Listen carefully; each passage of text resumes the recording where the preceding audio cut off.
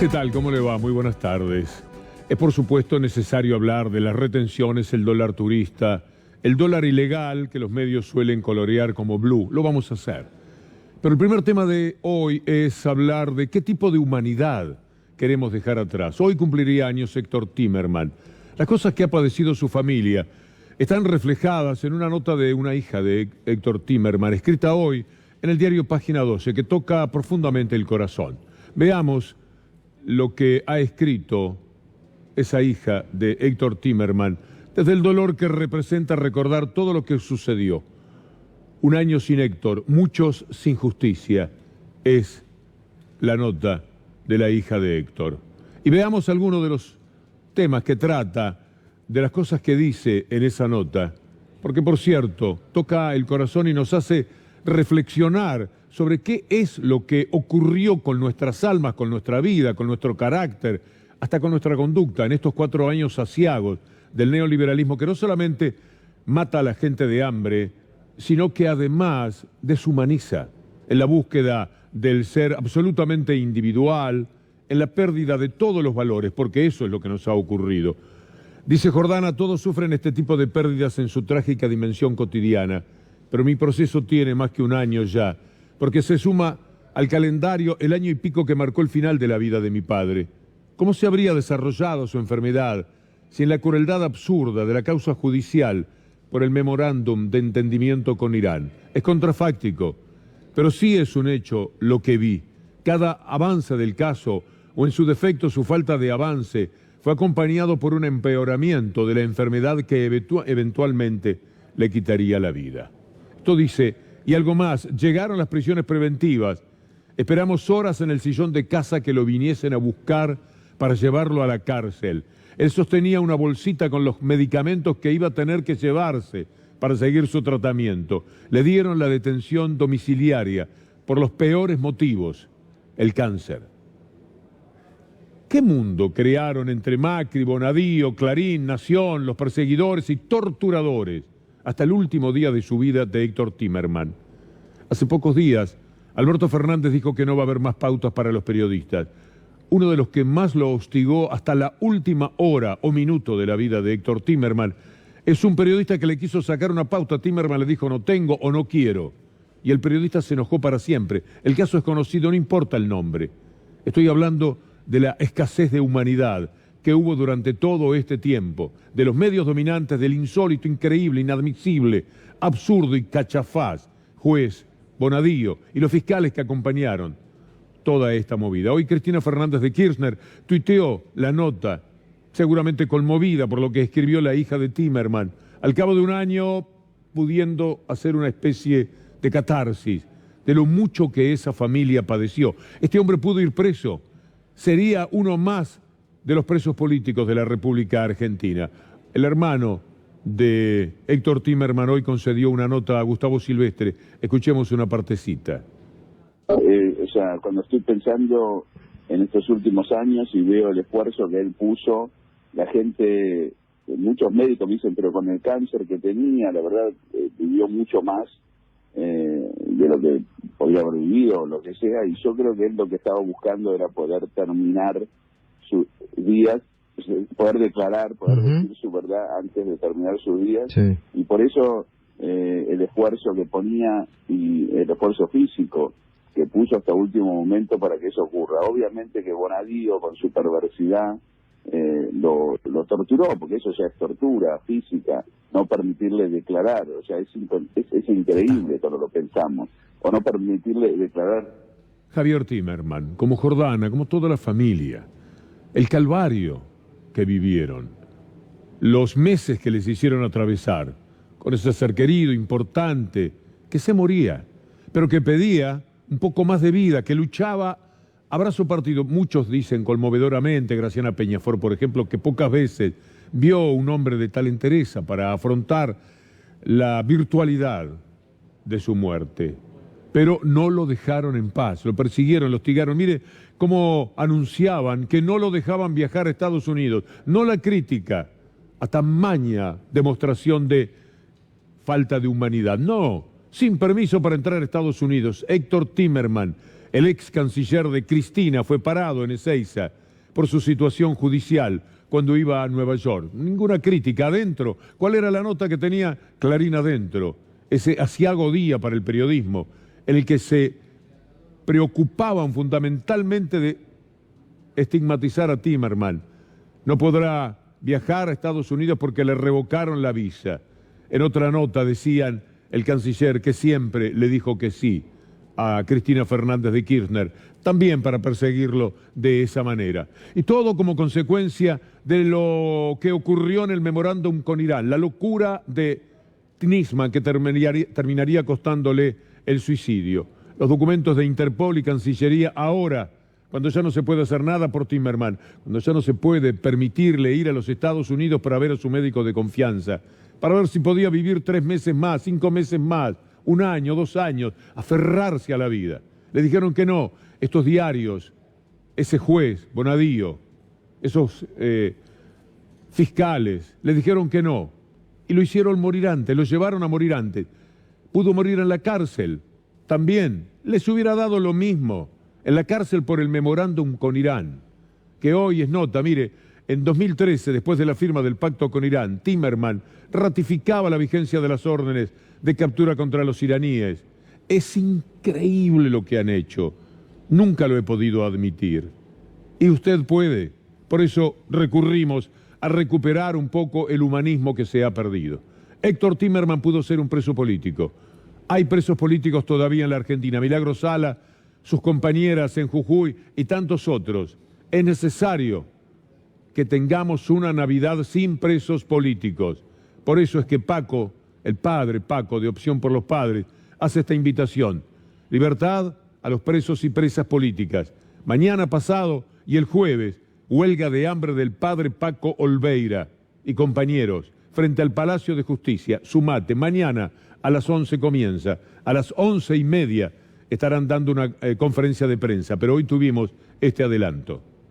No, vamos a hacer sí un grupo de personas y de familiares de detenidos, de presos políticos y presos y presas políticas, y algunos familiares también de los que hasta el viernes estaban también en prisión. Un ayuno, una huelga de hambre en principio por 3 días frente a tribunales, al Palacio de Justicia o de Injusticia, para que eso que dijo con tanta claridad Fernández en su discurso inaugural, de que no se puede seguir utilizando la justicia como forma de persecución política, se haga realidad.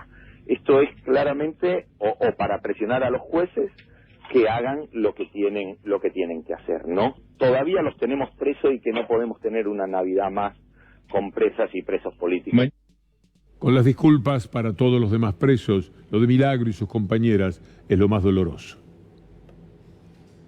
Después de la asunción de Alberto y Cristina, la verdad que me quedó una sensación muy bonita y más que nada, el día de la asunción me pasé llorando todo el día, ¿no? Porque verle, y no ese día, sino desde el día anterior, 2 días antes, ¿no? Porque veía cómo por internet y por los medios cómo llegaban las delegaciones, algunos que se fueron a la Plaza de Mayo, viendo cómo sacaban las rejas. El significado que sacaron las rejas fue el significado de Alberto y Cristina, que se vuelve a reinstalar de nuevo la democracia. Pero la democracia verdadera, ¿no? La democracia que todos los argentinos hemos aspirado y que lamentablemente en estos 4 años no se vivía. Y más que nada por el Poder Judicial, que armó un partido bajo, como quien decía, bajo Poncho, armaron un partido judicial donde perseguieron a los... Será muy difícil para Milagro. Falcone es una doctora que preside el Tribunal Supremo en la provincia de Jujuy. Naturalmente, una persona totalmente entregada a las órdenes de Gerardo Morales. Fíjense ustedes lo que fue capaz de decir. Después aclara que lo dice como ciudadana. Es una de las personas que tiene de rehén, de prisionera política, a Milagro Sala. Sí. Vamos a hacer, me anima a adelantarme, no vamos a permitir que quede libre la persona esperando que quede firme su sentencia. Creo que la sociedad no va a permitir porque no quiere volver a lo que ha vivido, porque todos sabemos lo que se ha vivido. Hago referencia a la... ¿Cómo que la sociedad no va a permitir? Es una cuestión de la justicia. ¿Qué hacemos? ¿Una especie de clamor? ¿Hacemos una compulsa? ¿Una encuesta? para ver cuántos quieren a Milagro Presa y cuántos no. Esto es escuchar a la sociedad. Escuchar a la sociedad implica que se pueda pasar por encima de la justicia en el sentido común generado por medios de comunicación que ya sabemos cómo juegan. Es inadmisible esta mujer. Y es plenamente demostrativa esta declaración que hizo, que después intentó corregir de alguna manera, diciendo, habló como ciudadana, no como jueza. ¿Cómo se puede desdoblar? Lo que dice esta mujer es perfectamente la demostración de cómo han jugado contra Milagro Sala. Hablando de presos políticos, uno de ellos quedó libre debido, y ya dijo una cosa muy importante. ¿De dónde salió el famoso dinero del tristemente célebre López? Y hoy no estoy recibiendo alimentos por decisión mía de los que provee el Servicio Penitenciario Federal, como protesta y como reclamo para que se cumpla lo dispuesto por la Comisión Bicameral de Seguimiento del Código Penal Procesal Federal, en el sentido de que no puede haber más prisiones preventivas, salvo en casos muy puntuales y muy demostrables de flagrancia y de algún otro tipo de situación, en casos de violaciones, etcétera, etcétera. Aclaró que Caputo, Nicky Caputo, el hermano del alma de Macri, es quien le dio el dinero a López, aquel que contaba su dinero en el convento. Podemos escucharlo en eso. ¿De dónde vino la plata de López? Estaba la plata sellada, podrían haber averiguado perfectamente quién se la dio. ¿Y sabés quién se la dio? Se la dio Nicky Caputo, hermano, porque la casa de López estaba a nombre de Gutiérrez, que es mano derecha de Caputo y socio de Caputo en un montón de obras. Así las cosas. Lo que sabíamos hasta ahora era que buena parte del dinero se lo habían dado en el Banco Finansur. Banco Finansur que tenía Sánchez Córdoba, una especie de secretario, de mandadero o algo por el estilo de Macri en la comisión directiva de Boca. De ahí salió buena parte del dinero. El que se sabe de dónde proviene venía de ese banco. Enviado desde los Estados Unidos, toda la gente de Macri, Sánchez Córdoba y ahora debido contando efectivamente, lo cual es verdad también, de quién era la casa donde vivía y a quién pertenecía ese nombre desde el punto de vista político. Es un horror todo lo que hemos tenido que vivir en estos años. Y mientras ellos se divertían con esto y nos distraían y nosotros mirábamos a López contar dinero y tantos etcétera, como los que el periodismo mafioso de la Argentina nos ha hecho ver permanentemente, ellos llevaban a la quiebra a 22.600 empresas.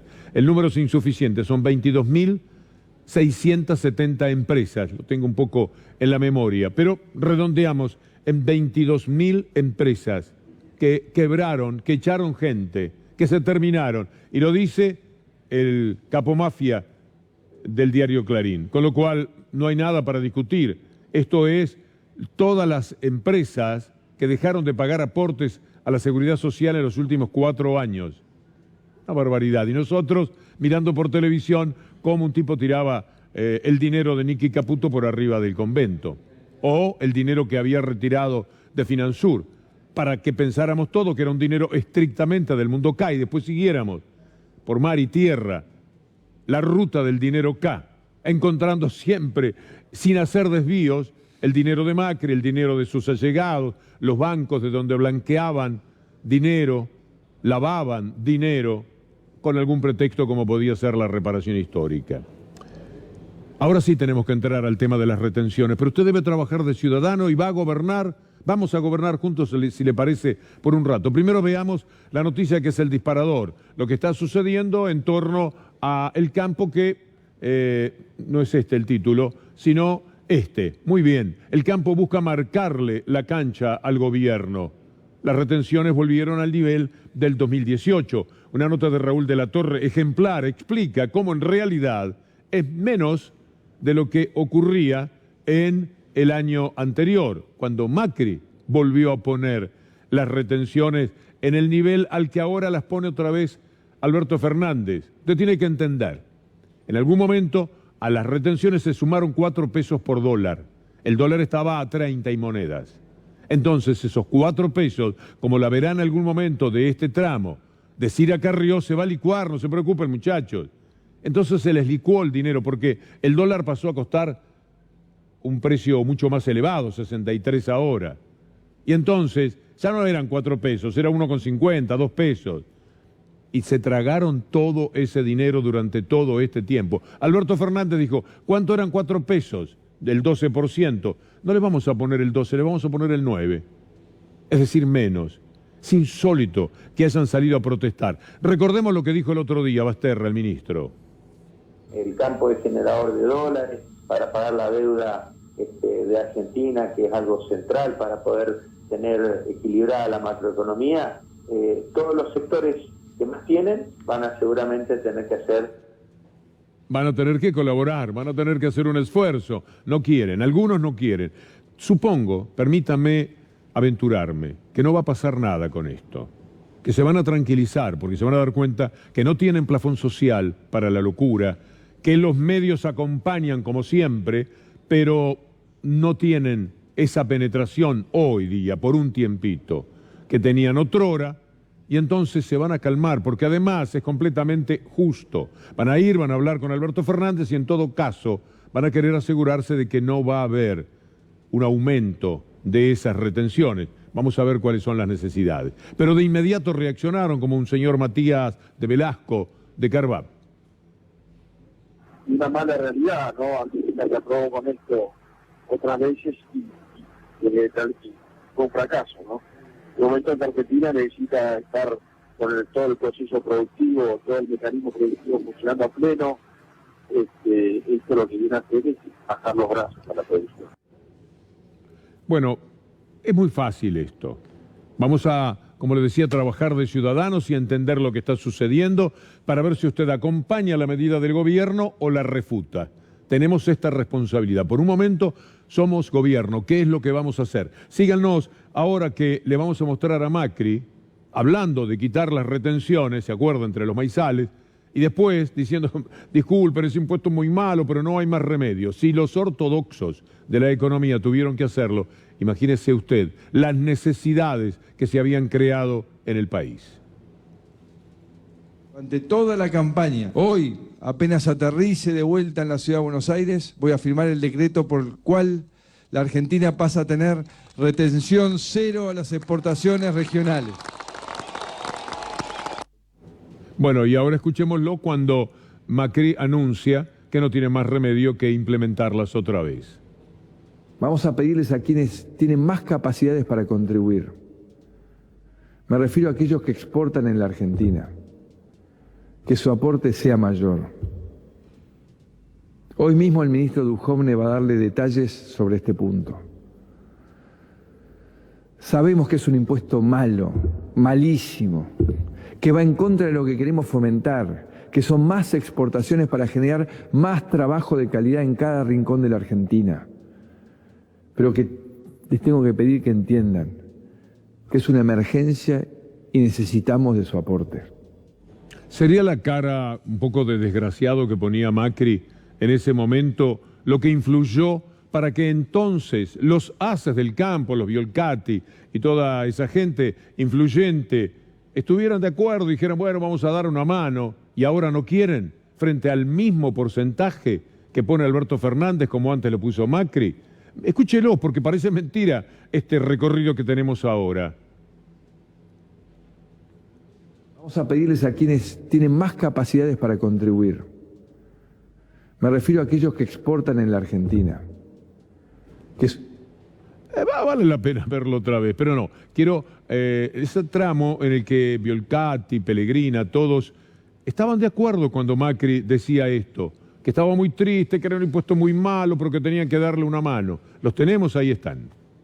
Estuvimos reunidos con el ministro Basterra, bueno, analizando la situación y lo que habíamos propuesto, ¿no? Mirando un poco ya los 14 puntos que él los conocía, empezando a repasar el impacto que tienen estas medidas y lo que falta todavía por delante. Por supuesto dijimos que esto no era lo que habíamos estado hablando en su oportunidad con el presidente ahora Fernández, que nos iban a convocar, eso no sucedió, bueno, es una pérdida, digamos, de alguna manera de confianza. Impacta mucho, en las cuentas que nosotros hemos hecho son aproximadamente 1.800 millones de dólares adicionales que no van a entrar al sector porque se van en el concepto de retenciones bueno, cubrir este gran déficit fiscal que es el principal problema de la Argentina.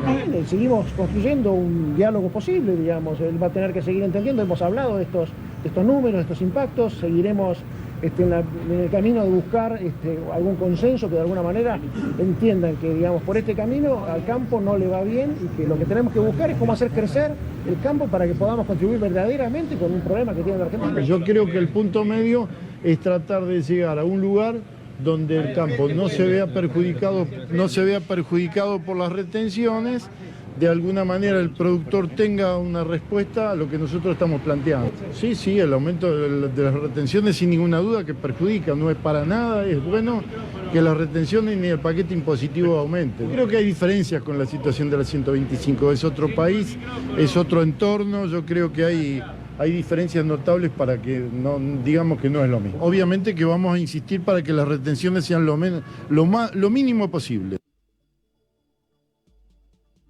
Bueno, algo no caminó de la manera deseada. A lo mejor después lo encontramos, porque es interesante cómo aparecían Biolcati y toda esa gente muy de acuerdo con Macri, o por lo menos diciéndole vamos a dar una mano, comprendemos, pero ahora, como vieron ustedes, nada comprenden. Pese a que Alberto Fernández aclara que lo que ha hecho es lo mismo que había hecho Macri. Lo único que estamos haciendo es dejando en pie las retenciones que puso Macri, ni más ni menos. No estamos aumentando ninguna retención. Se volvió a lo que hay. La verdad es que Macri había puesto una limitación con un peso, una suma fija de 4 pesos por dólar, en un momento en que el dólar valía menos de la mitad de lo que vale hoy. Claro, por ahí pasa la historia. 4 pesos. ¿Qué se llamaba la atención? Que fueran 4 pesos, pero que eran el 12% de lo que valía el dólar. Muy bien, ahora volvimos al 12, en realidad al 9%. No está tan mal. Por eso sostengo que en la medida en que lo piensen, verá usted que esta vez va a pasar este tema y no vamos a tener, me parece, la situación lamentable de gente que siempre está queriendo hacer daño por una cuestión de ideología. ¿Por qué Biolcati aceptaba lo que decía Macri? Pero no le va a caer bien lo que dice Alberto Fernández. Es ideología pura. Es que esos no nos van a gobernar y no nos van a ordenar. En cambio Macri le ponía cara de desgraciado y le decía, yo sé que es un impuesto malo, pero denme una mano, el tipo del palo les permite hacer otro negocio, es con quien viven sus relaciones sociales, y entonces se lo permitían, juegan con el país. De Angelis, más modestamente que la gente que he mencionado, también tiene sus idas y vueltas, porque en un año no se puede cambiar tanto de criterio. Lo va a escuchar a De Angelis cuando Macri puso las medidas, y lo va a escuchar a De Angelis ahora, cuando las medidas son las mismas o todavía mejores. Tuvimos que llegar a poner las retenciones porque tenemos un país quebrado. Tenemos un país quebrado, pero son muchos, no solamente el campo, muchos producciones exportadoras van a pagar retenciones. Las retenciones en un país federal no deben existir, para eso hay otros impuestos como el impuesto a la ganancia. Esto lo que hace es resentir más a la producción, ya la vivimos a esto. Son 11.000 millones de pesos que se va a recaudar. Tenemos 15.000 de intereses, así que decirle a muchos que por ahí dice que se va a resentir la Argentina, no. Esto lo que hace es resentir más a la producción, la verdad que esto va a resentir. Son increíbles, pero al mismo tiempo inadmisibles. Siga intentando gobernar porque queremos llegar al momento en el cual usted está en su casa y toma una decisión. Y no importa si es partidario o no del gobierno, importa si usted se anima a pensar qué es lo justo. Yo creo que todos tenemos que acompañar a conciencia las cosas que nos parecen que están bien y refutar las que están mal. En usted estará. Alberto Fernández lleva agua para su molino, naturalmente, cuando dice hay que hacer el esfuerzo. Lo que hay que entender es que todos tenemos que hacer un esfuerzo, y el campo también. Y lo que tenemos que hacer todos es un esfuerzo de escucharnos, que es lo que siento que a veces no pasa. Es verdad, pero tampoco es tanto el esfuerzo de escucharnos, porque si no, uno termina teniendo que acceder o dicen, nos invitó pero después nos defraudó. Gobernar es tomar una decisión.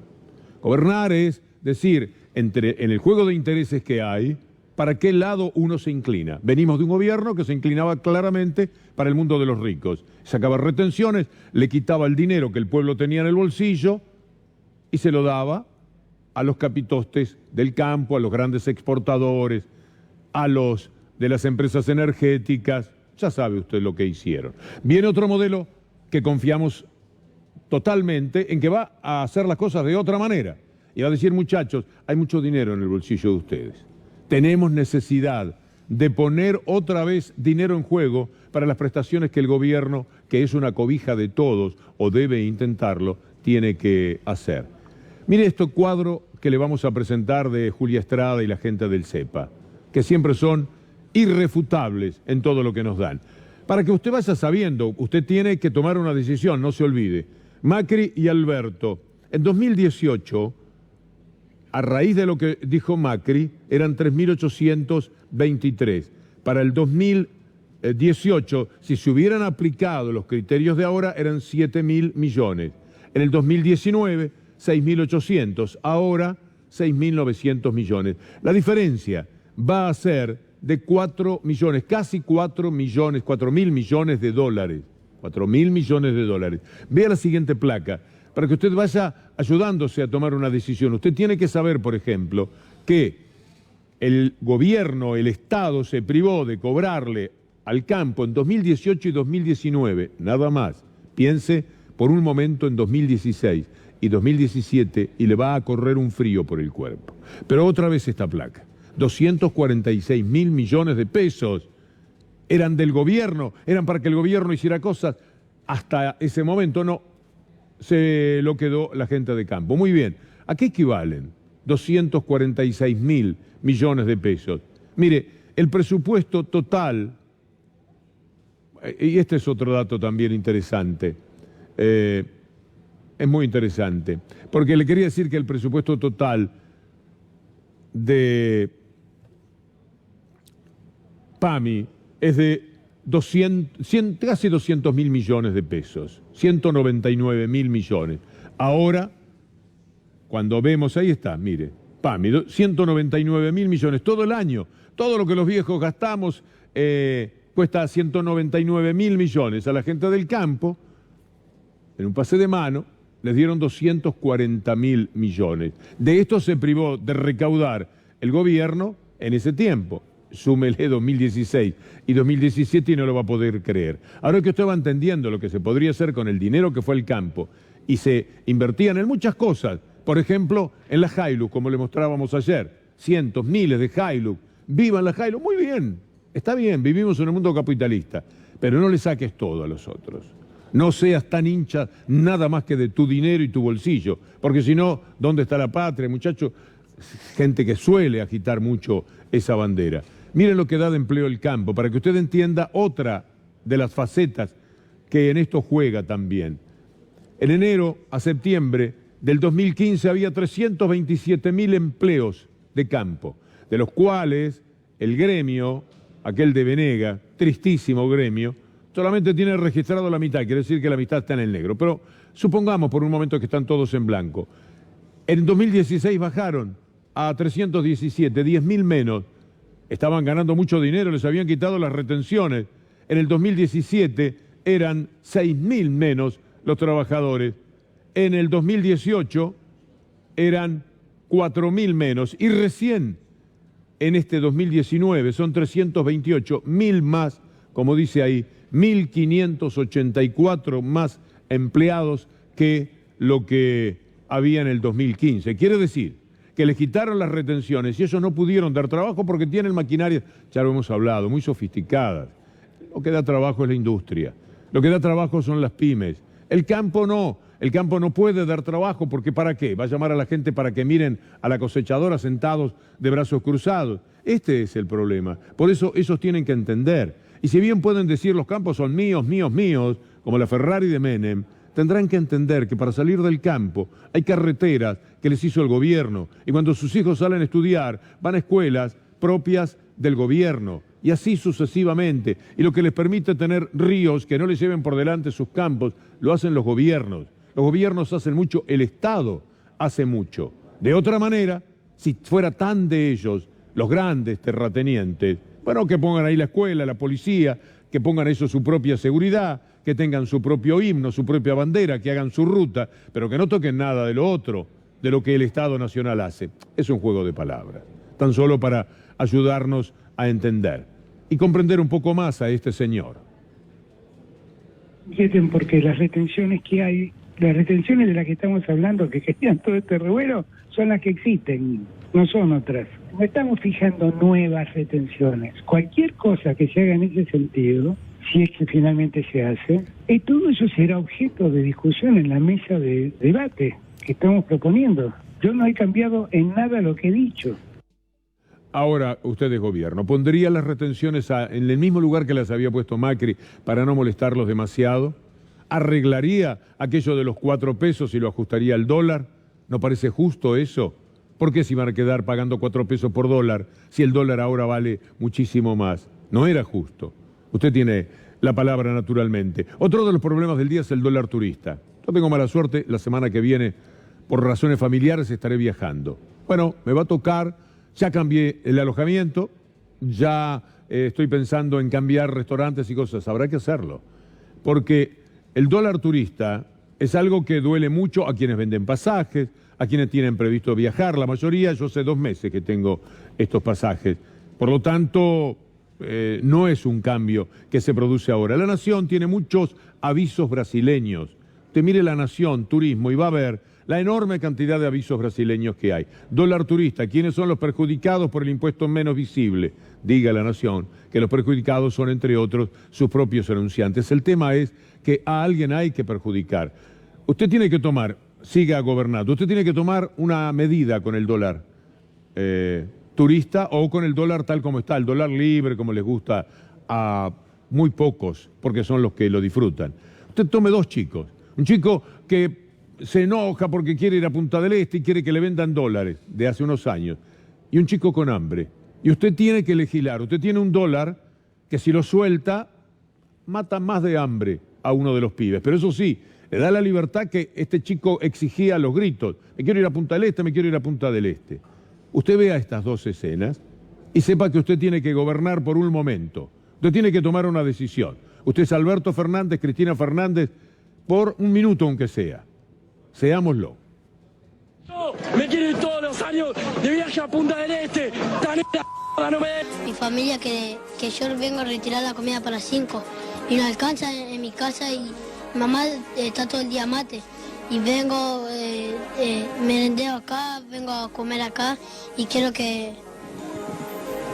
Yo me quiero ir todos los años de viaje a Punta del Este. La cronista se tuvo que ir. No podía más frente a ese niño que tenía hambre. Esto es gobernar. Es que no hay más remedio. Yo lamento por el pibe, que a lo mejor en vez de 2 meses en Punta del Este se tiene que pasar 1 mes, nada más, porque no tiene suficiente cantidad de dólares. Hay miles de pibes así. Y los respetamos, tienen todo su derecho. Pero del otro lado hay millones que lo que tienen es hambre. Entonces usted es Alberto Fernández. Usted no puede ser insensible frente a esto. ¿Qué hace como gobernante? ¿Deja que el dólar juegue con la vida nuestra? ¿Que suba, que crezca hacia cualquier lado y que los precios acompañen la movida? ¿O dice, mira, yo tengo que contener el dólar porque el dólar es una base importante en el juego económico porque no puedo seguir permitiendo que los pibes se mueran de hambre? Usted tiene la palabra. Y cuando llega el momento de discutir sobre el cepo, que es parte de lo que llamamos el dólar turista, es una prolongación, usted también tiene que tomar nota. Mire la historia del cepo contada en medio minuto. Levantamos el cepo y todas las restricciones cambiarias, sin que ocurriese ninguna de las desgracias pronosticadas. Desarmar el cepo realmente es un juego de niños. Para distintos candidatos que piensan que el problema más difícil es el cepo, cuando yo coincido plenamente con Alfonso que es probablemente la cuestión más sencilla de todas. Es una economía que está encepada. Hoy anunciar el final del cepo cambiario en Argentina. Va a ser el puntapié para poner la economía en un sendero de crecimiento. Nos estamos quedando sin tiempo cuando anunciaron que nuevamente ponían el cepo. ¿Cuántos dólares podemos comprar hoy día? 200 200 dólares. ¿Cuántos dólares podíamos comprar antes de que pusieran 200? Todo lo que queríamos. Sí, era por poder adquisitivo, digamos. No poder adquisitivo y que hubieras pagado los impuestos como corresponde. Claro. También, Pero podías comprar 2 millones, 5 millones. Ah, no, por supuesto. En algún momento no tenías ninguna limitación. Ahí está. Y ahora te pusieron 200. ¿Quién lo puso? El gobierno Sí. anterior. Y es muy interesante lo que estás mostrando, porque si hay algo que hizo que se llegase a esta situación, porque obviamente digo, las restricciones se aplican y tienen sentido porque la Argentina tiene un problema con lo que son las cuentas públicas, con lo que se llama el balance de pagos. ¿Por qué? Porque como vos marcabas muy bien, no había ningún límite y esto se veía desde hace 3, 4 años, digamos. Y además se fue financiando con deuda. Entonces, además del cepo, hoy tenemos la deuda, ¿no? que era algo que no teníamos antes. Ahora lo tenemos. Víctor Hugo acaba de tuitear a Alberto Fernández. Recién, hace apenas algunos minutos. Escribió: hoy hace 14 años con Néstor cancelábamos íntegramente la deuda con el Fondo Monetario Internacional y recuperábamos libertad para decidir sobre nuestro destino. Como ayer, malas políticas que nos han endeudado desmedidamente nos exigen seriedad y esfuerzo. Vamos a ponernos de pie otra vez. Yo recordé lo del cepo porque hoy se cumplen, creo, los 4 años del levantamiento del cepo con todo lo que trajo después para la economía argentina. Así es. Gracias, Julián. Gracias a vos, Víctor Hugo.